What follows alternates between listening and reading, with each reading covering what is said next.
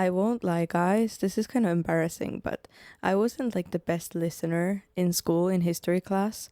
And there's a lot of things that I missed out on, like like Finland's history and stuff, because in like the recent years, I've heard and noticed and listened and read that there's so many crazy stories when it comes to Finnish history and so many crazy people. Um, and this is one of them. This is like one of the craziest stories I've heard. Well, I haven't heard the story, that's why we're reacting to this. But I've read about this on the internet a little bit because my dad actually told me. He was just like, there was this guy who, and I was like, what? So, welcome to my channel. Today we're going to be reacting to Winter Soldier ODs on meth and becomes unkillable.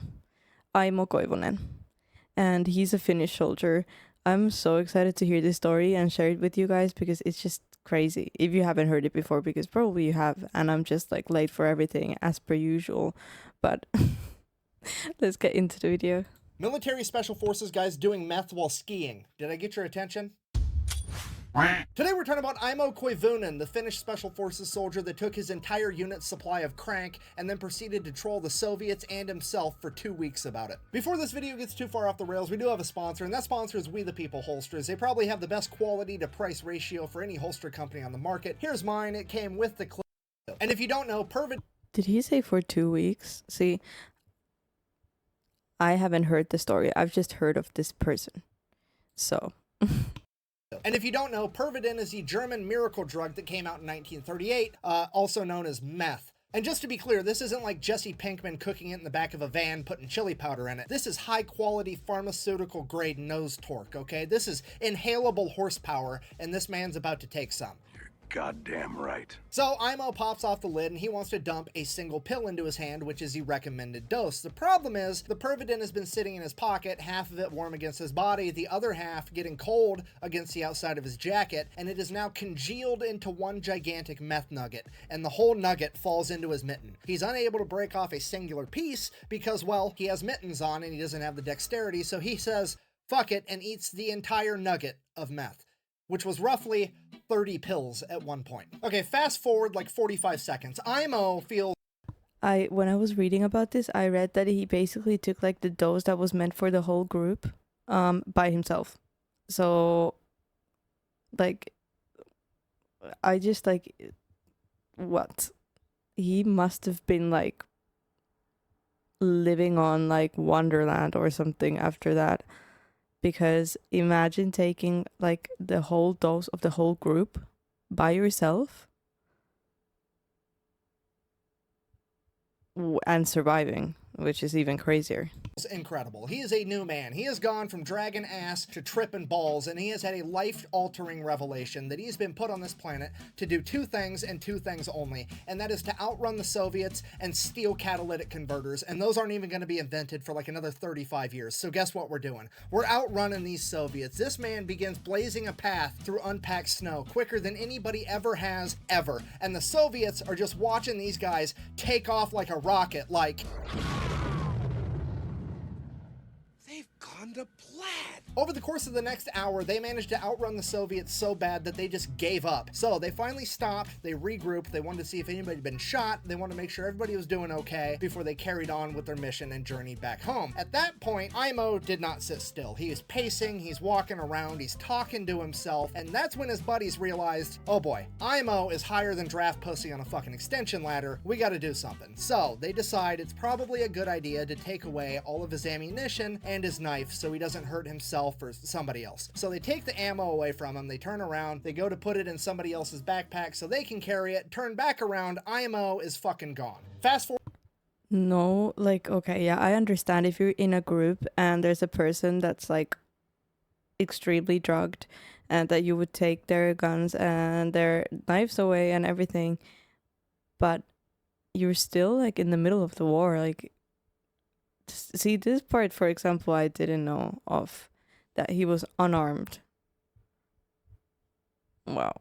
Or an unspecified amount of time later, and Aimo wakes up, looks around, has no idea where he is. You see, Aimo had blacked out. And when I say blacked out, I don't mean he laid down and fell asleep. I mean he proceeded to ski 62 miles in a random direction and then laid down and fell asleep. And he is now just waking up, realizing that he has no recollection of which direction he went or came from, and he has no idea where he is. At this point, a Soviet soldier hops out from behind a tree and begins shooting at Aimo. Aimo panics, gets to his feet, grabs his gun, lifts it, fires at the Soviet soldier, click, fuck. His friends had taken all of his ammunition. So he grabs his empty gun and throws it at the Soviet soldier. It hits him and he explodes into a pile of snow. Aimo, what the fuck? Looks up. Oh, it was just a tree branch covered in snow the whole time. He is now hallucinating. So, not really knowing what else to do, he straps his skis back on and proceeds to ski around looking for his friends or anything, really. And after an hour or two, thank God, he sees his friend's camp off in the distance and they have a fire going. It's all gonna be okay. We're good. He's gonna be saved. So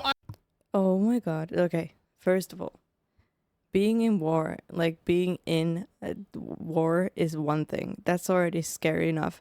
Imagine being so high that you think that the trees are your enemies. Like you probably hear sounds in the woods. It's you don't know where you are. Like how did this man not have a heart attack, honestly?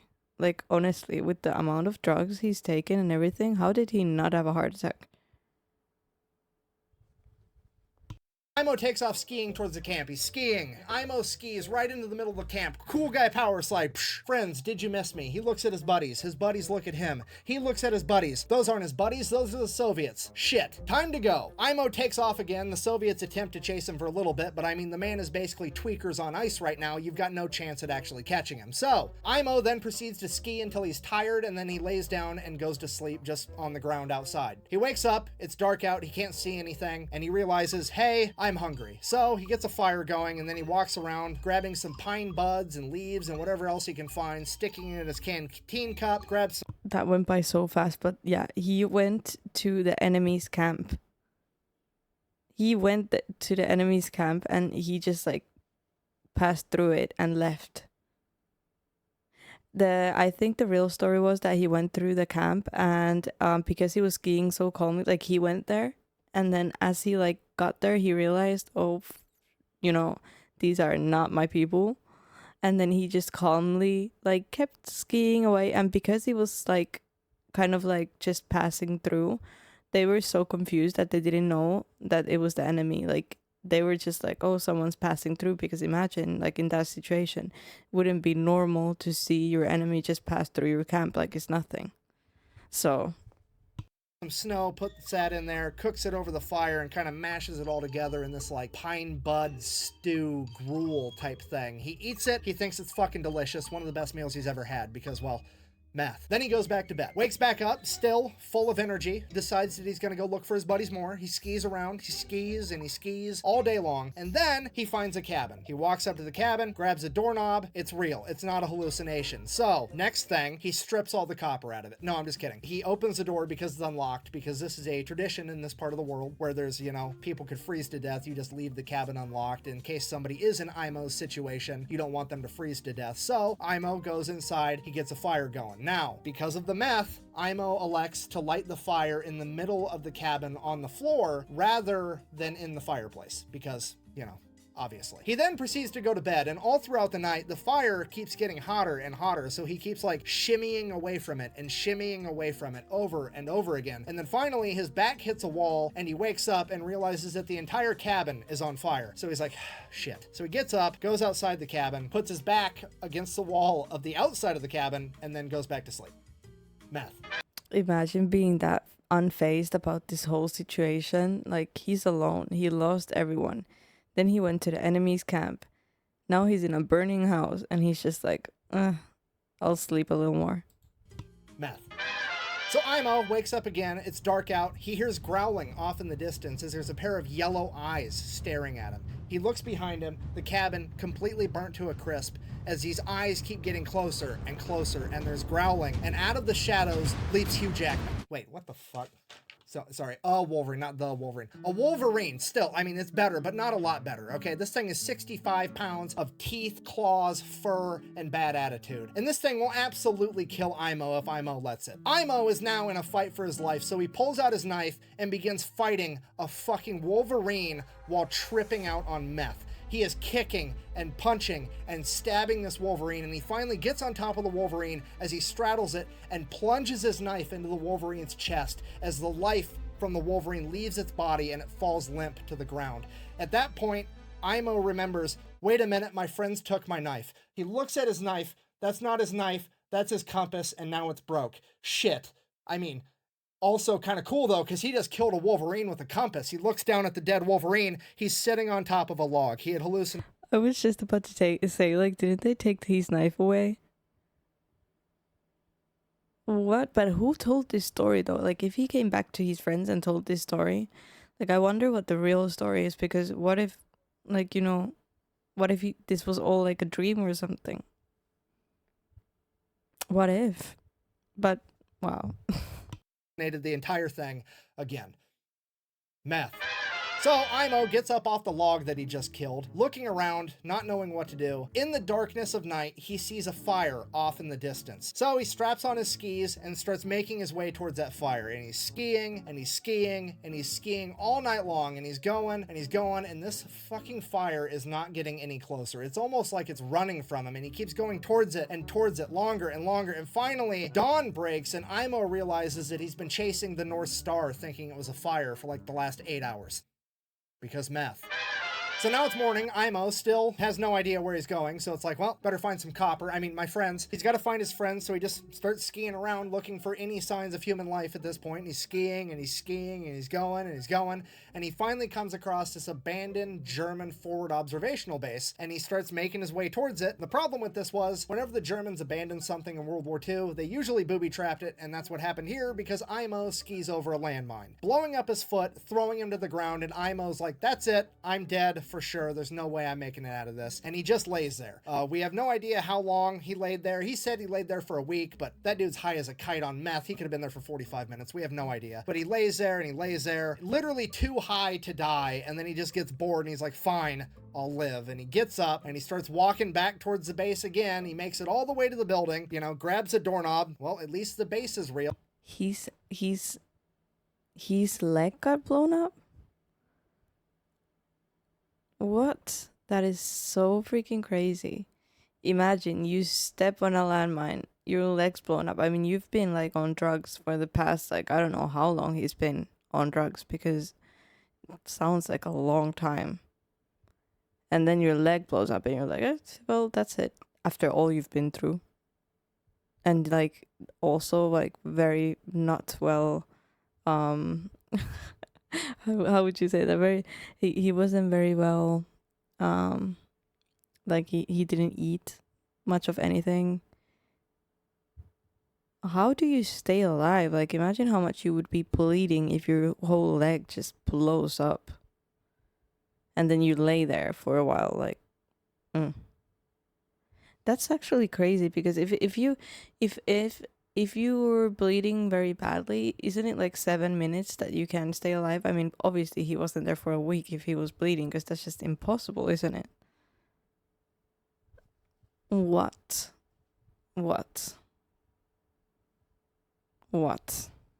The landmine sure as fuck was real. The base better be real. The base is real, grabs a doorknob, opens the door. That's booby trap 2. Blows up in his face, yeets him 30 yards the other direction as he lands flat on his back with the door on top of him. And he's like, okay, now for sure I'm gonna die. There's no way I'm making it out of this. I'm done. And he just lays there. He completely gives up and he just waits for death to come get him. And he's laying there, and 1 day passes, and 2 days pass, and 3 and 4 and 5 and 6, 7 days pass, and he's still just laying there like, this is taking forever. And then finally some Finnish soldiers come up and are like, hey, Do you want some help? And he's like, holy shit, yeah, that'd be great. So the Finnish guys start making their way over to him, and then one of them steps on a fucking landmine. And then the other two Finnish soldiers are like, well, we can only save one of you, and we're gonna save the guy that we came with.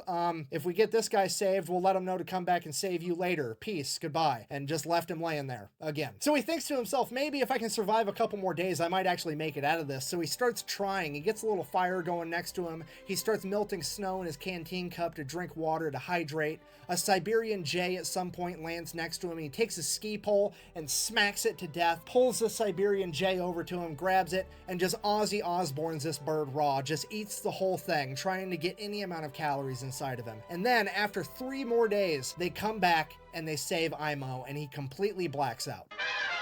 Aimo comes to, he's in a Finnish hospital. No way the time is real, because he got his leg blown up, he got his face blown up. That, like, you can't even survive most likely like 7 days with no food with one bird, can you? And he's probably not high anymore neither, so the pain must be like unbearable. Can someone explain this? Like, what was the actual time? Because that can't be right, can it? Where he's informed that he has been missing for 14 days, and they found him 250 miles from where he originally departed his friends. He now weighs a mere 95 pounds and has a resting heart rate currently of 200 beats per minute, 14 days after taking all of the meth. So Aimo proceeds to do the logical thing, makes a full recovery, and lives a long, happy life until passing away at 71 in 1989, because he's Finnish and that's just how they get down. Yeah, if you're not picking up what I'm trying to tell you, this man actually may have seen Star Wars the original series in theater, okay? Could you imagine him taking his kids to the movie theater just being like, we didn't call it the Force back in my day, we called it Pervidin. Seriously, it's pretty funny that the only 2 Finnish soldiers that I know off the top of my head are Aimo and Simo Hoya. Simo, deadliest sniper of all time, over 500 kills. Aimo, the most unkillable tweaker ever. Don't worry, this story keeps going. Meth.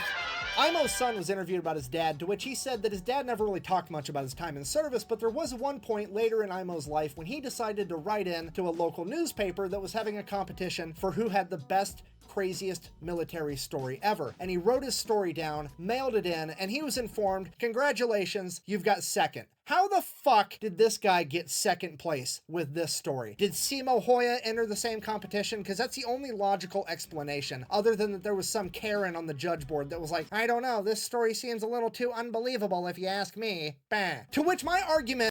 Who was first though then? Who was first? I want to hear the first story, because if this came second, yeah, the only logical reason would be that they were like, no, this can't be true, let's put it second.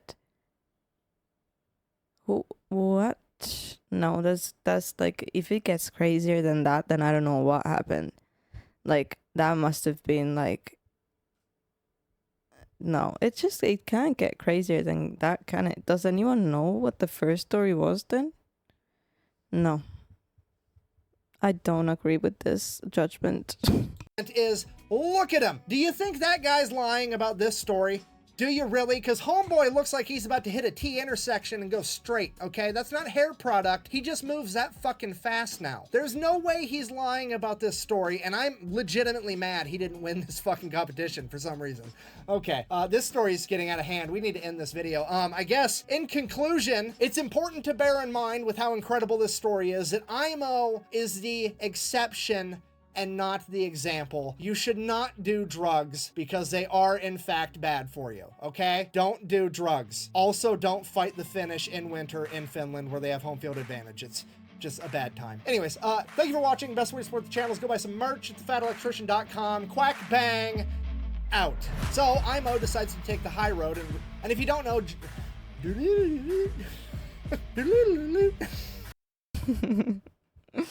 Oh, he's so funny.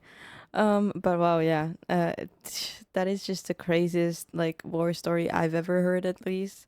I also want to watch like the video on the deadliest sniper, because that man was crazy as well. Like, that man went crazy. He had like the strategy, he had everything. He was like super good. Not even super good. He was like unbelievably good. Like, he was given the the strength of a sniper or a superpower. He was given a superpower. But yeah, this is such a crazy story. Like, it's absolutely unbelievable. I guess if they like said that he was reported missing 14 days, then the times could be right. But I don't think if his like leg got blown up, that can happen a week before he's like saved, right? Or does the cold have something to do with that? Or did he like, how can you survive that? It's just, I don't get it. I don't get it. I want to find like this Finnish side in me that's like survival, like unkillable. Because, you know, I get scared of my own reflection. So yeah, some those Finnish war stories are just absolutely crazy, guys. Absolutely crazy. And wow, yeah. Thanks for joining me for this video. Please like, subscribe, and I'll see you guys in the next one.